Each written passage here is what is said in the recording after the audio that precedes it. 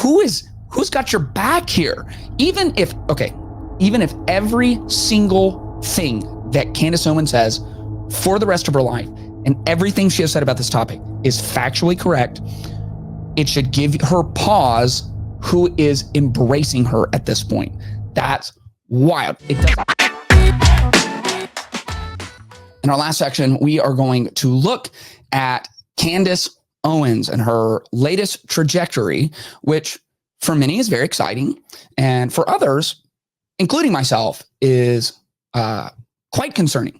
So Candace has always been a just absolute lightning rod. Controversy has followed her everywhere she's gone. As a younger Black female who came out led the Blexit movement and was calling her culture to have a different set of ideas, to open their eyes to some different realities, someone who spoke out strongly against Black Lives Matter. Then she was picked up by the Daily Wire. She had a big career there, although short-lived. And then she was kind of unceremoniously fired. That created massive controversy because, at least in the Twitter world, the idea was she was being fired for anti-Semitic remarks. And of course, Ben Shapiro is one of the founders of the Daily Wire. He holds a lot of power there. And he is, in fact, Jewish, so Orthodox Jewish. So all of this created a lot of controversy. And Candace came out and said, of course, I'm not being anti-Semitic. I'm just asking questions, and I'm just curious. And I did a segment back when this all came out about her posting consistently Christ is King, which of course is just factually true. Not only is he king, he is the king of all the kings. He is the Lord of the universe. He is the God of creation, right? He's the savior of the world. So one day every knee will bow and every tongue will confess that Jesus Christ is Lord to the glory of God the Father. As a Christian, that is essential to my faith. At the same time, taking a phrase like Christ is King, which a lot of people in the Groyper community, a lot of people like Nick Fuentes, who is a famous anti-Semite, who sells merch that says Christ is King, use that as a way to disparage people who are Jewish, or at least practice Judaism, and to draw contrast. And that comes strikingly close to taking the Lord's name in vain if you are using it as an insult. And so I put out that segment, and a lot of people were on Candace's side, and I can't know her heart and I can't know her intention. And maybe I didn't do this well back then. I do try in my everyday life to believe the best until I have really compelling evidence to assume the worst. And I think Candace is getting really close to giving me that evidence to start assuming some of the worst. And so she went very viral for this video that we will look at together. Many moons ago, before they decided to establish Israel as a country, I know you've read like the short version in the classroom, and it was like, oh, the Holocaust happened, and then we realized that Israel needs a state. No, that's not how it went down. That's not how it went down at the F all, okay? Catholics and Christians were going missing on Passover, and then they would find bodies, okay, across Europe, and they were able to trace them back to Jews. Blood libel. They weren't Jews, okay? These were Frankists. And so just like Leo Frank killed Mary Fagan on Passover back in 1913 or 1914, I can't remember the exact dates, he did it during Passover for a reason, this Frankist cult, which is masquerading behind Jews, still participates in this shit to this day, okay? Why would you want, as a small nation that is the size of New Jersey, okay, why would you want the pedophiles to flee there? Like, why would you want the pedophiles to be procreating? Unless the nation of Israel may have been established by some Frankists. And it's looking like Theodore Herzl's family was from the exact same area in Moravia and in Bohemia where the Frankist cult was founded. Crazy when you get into his family, that like maybe Theodore Herzl, who wrote in a book that he didn't care how many Jews had to die for him to get the state of Israel, like maybe he was not actually a Torah worshiping Jew. Like, I don't know. I'm just throwing out some ideas here. And by throwing out some ideas, I mean, I've read a ton of books and I figured it out. Okay. I am just like so over the idea that Israel is our ally. And if another person says that stupid statement, I'm going to personally punch you in the face. Okay. So, this doesn't really matter, but my first visceral reaction to this video is what I think a lot of people felt, which is like, what's going on here. Like, what's going on with Candace right now?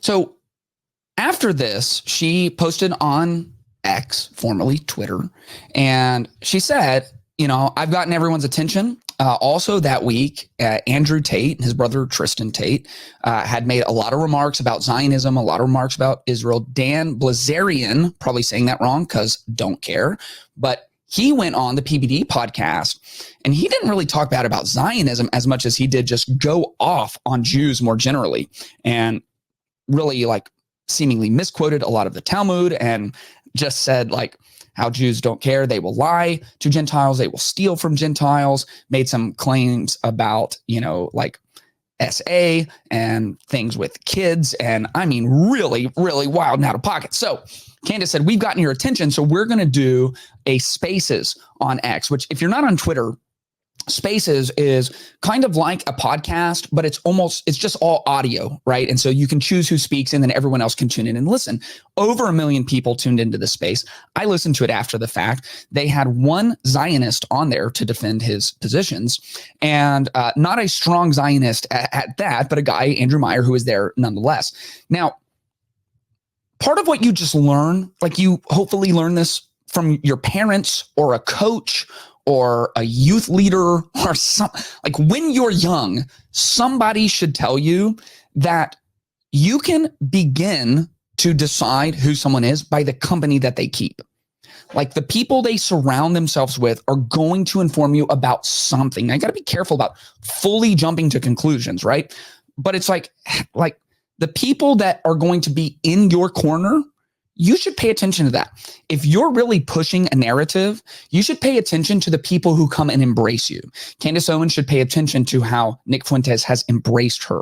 When she has a space on X, and the people that she brings on to help defend her spot are Andrew Tate, who is currently under like criminal proceedings for sex trafficking, who built his internet persona by bragging about how to sleep with as many women as possible, who's incredibly misogynistic, who has this idea that being a man is about just keeping women at bay and not giving them enough love and having lots of babies with lots of different women. This guy who said he runs an online university where you can get a PhD, which is a pimpin' hose degree. And he'll tell you how to make girls fall in love with you and then work on a webcam where you pay them a penny off of every dollar and you get really rich, right? So this is the quality of guy. Dan Blazarian, this was the most famous man on Instagram for riding around shirtless on yachts and paying super provocatively dressed young models to hang all over him. He's been in all kinds of trouble. He made a lot of his money selling vapes, right? So that's how cool that guy is. Like, these are the people in your corner for this debate. And like that right there should at least give Candace Owens pause. Candace Owens very publicly and very recently converted to Catholicism. I believe her husband that she's married to, he is Catholic, so she converted to the faith as well. I'm glad, good for her. But it's like, practice some discernment. Who's got your back here? Even if every single thing that Candace Owens says for the rest of her life and everything she has said about this topic is factually correct, it should give her pause who is embracing her at this point. That's wild. It doesn't discredit every point. Okay. I want to say that carefully. That's called the genetic fallacy, which is assuming something is wrong because of who said it, right? Anybody can be right about something. You just have to look at it based on the facts. Now, I'll tell you the most disturbing sentence that she said in this video that went viral. She said, "I read books and I have it figured out." Okay. So our mind works on heuristics. It's just basically ways that we think, right? It's mental models. And you can shape your heuristics by how you choose to think or what you choose to dwell on or who you allow to influence you. You create patterns in your mind. Our minds are moldable. We have neuroplasticity. What wires together, fires together. You can create new neural pathways in your mind. which is one of the reasons that once people start really considering some conspiracy theories, it seems like over time, they just adopt more and more and more of them. And so your crazy uncle, whoever, he kind of thought that the mailmen were all secret CIA agents. And now he thinks that the world is flat and that everyone in power is actually a lizard at night, right? It just spirals really quickly because you start creating these neural pathways, these heuristics and ways of seeing the world. And well, one of the things that you also consistently find in conspiratorial thinking is this high level of confidence in what you know. And I have no doubt that Candace has read some books on this. And I have no doubt that some information in some of those books is factually accurate. Sure, right? Like it's hard to read 10 books and not read at least 6 things that are accurate in those books. At the same time, you have the Dunning-Kruger effect. And the Dunning-Kruger effect shows that you have this jump, this super sharp jump up and to the right in confidence in the knowledge that you have once you have a little bit of information. But the more information that you gather, the more your confidence actually goes down, which is why some of the people you should have the most confidence in are people who do not speak all of the time in absolutes. And that's basically this whole podcast is trying typically to have some nuance. And there are some issues that seem clear enough, and you're allowed to have conviction, sure. But conviction is formed over time and with enough evidence. And so, for example, Candace is like, the state of Israel was started by a cabal of these people who are running the world, and they have undue influence, and their practices in the Talmud, according to Dan and Andrew, are, filth and this and that and the other. It's like, okay, so there's this big conspiracy and you are absolutely sure about it. Well, I can find you just as many people who believe a very similar conspiracy about the papal line and the Vatican. I mean, there are people who genuinely, they have read some books and they know what's happening. I've read some books and I have figured it out. The popes are all lizard people and the Vatican is hiding the UFOs and they're creating the global currency and the Antichrist is coming from there. And I've got it all figured out. There's just as many of those people. And there's just as many flat earthers, and your whole world begins to revolve around that. And you begin to create these neural pathways. And here's the real problem, especially for Candace, as she is beginning her journey into Catholicism. I am not a Catholic, but I am a Christian, and my Christianity is my identity. My identity is found in Christ. And so I go to the New Testament, and what I see as the biggest issue here with Candace, because look, some of her points may be correct. I'm not going to pretend I know every single thing she's talking about, right? I'm looking at patterns here, and I'm seeing all these people, Candace and Andrew and Dan, who are like, we're so brave. No one's as brave as us. We're so brave that we're going to repeat the same conspiratorial talking points about the Jews that people have been saying for 400 years. Like, we're going to just say the same things about the Jews that they were saying in Germany in the 40s. We're so brave, It's like, you're not, dude. You're not brave. We're just podcasters, right? You're not brave. And so the real issue is over and over and over, we are called to set our minds on things above. Over and over, we are called to live as citizens of heaven. We are called to live as aliens to this world. In other words, our home is not the 80 years that we get here on planet Earth. And the 80 years that we get on planet Earth are meant for investment into our eternal life. So that is the correct orientation for us to live as Christians. And so, yeah, for non-Christians, I believe something crazy, right? I believe there is a God of the universe and he came down in the form of Jesus Christ and he lived a perfect life.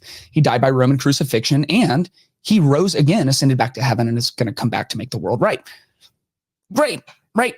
Maybe that's the conspiracy you think that I have way too much confidence in. That's fine. But because I am a Christian, that should inform how I think. That should inform how I view the world.